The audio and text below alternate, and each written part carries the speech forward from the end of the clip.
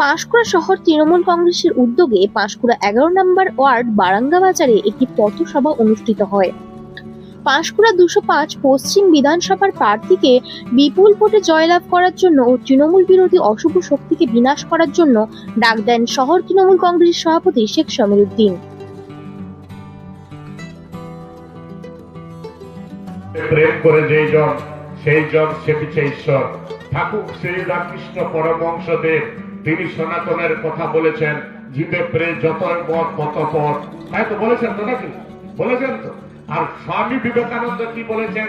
জীবে প্রেম করে যেই জন সেই জন সে পিছে ঈশ্বর।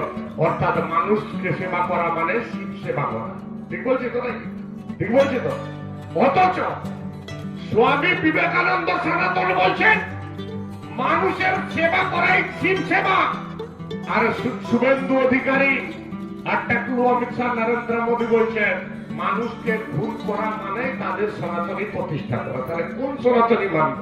স্বামী বিবেকানন্দের সনাতনী মানবো না নরেন্দ্র দামোদর মোদী শুভেন্দু অধিকারীর সনাতনী মানবো? আমরা জানি বাংলার কৃষ্টি সংস্কৃতি সম্প্রীতি যখন সবাই যারা গেরুয়া পড়বেন তাদের সবাইকে স্বামী বিবেকানন্দের চটি জুতার অধিকারী আমরা মনে করতে পারি না। ঠিক তো নাকি? গেরুয়া বসন্ত বাবা রাম রহিম ইনসাও পড়েছিল। গেরুয়া বসন্ত ওই যে কাড়িয়া বাবা আছে না, বাবা রামদেব, একটা চোখ ডাউন আর একটা battery up, voltage down voltage up, petticoat পরে দিল্লিতে রামলীলা ময়দান থেকে ছুটে পালিয়ে গেছিল বলে ভাই बहनों नरेंद्र मोदी को वोट दो, पेट्रोल का दाम 40 रुपया कर दिया जाएगा। ভোট তো দিয়েছে ভারতবর্ষের মানুষ, বাংলার মানুষ দেয়নি, কিন্তু এখন পেট্রোলের দাম কত? 110 টাকা কুড়ি টাকা, 113 টাকা। বুঝতে পারছেন আমার কথা? ঝাঁসাকে সামনে এনে ঠিক একই ভাবে একই ধরনের বাংলার মানুষের সঙ্গে ব্যবহার করছে।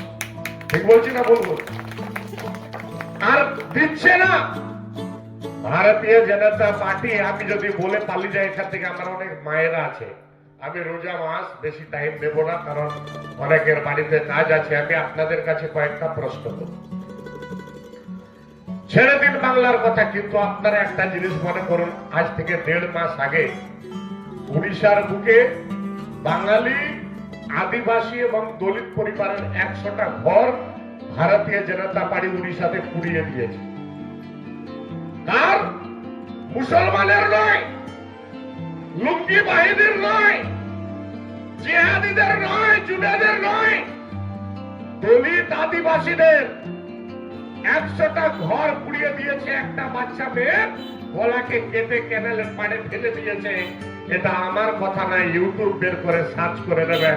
উড়িষ্যাতে ভারতীয় জনতা পার্টির গভর্নমেন্ট চলছে, শুভেন্দু অধিকারীর মুখ থেকে একটা কথাও বেরায় না, তাই তো নাকি?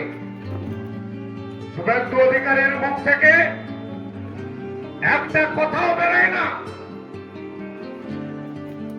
অথচ আমরা লক্ষ্য করেছি ভারতবর্ষের বুকে নরেন্দ্র দামোদর মোদী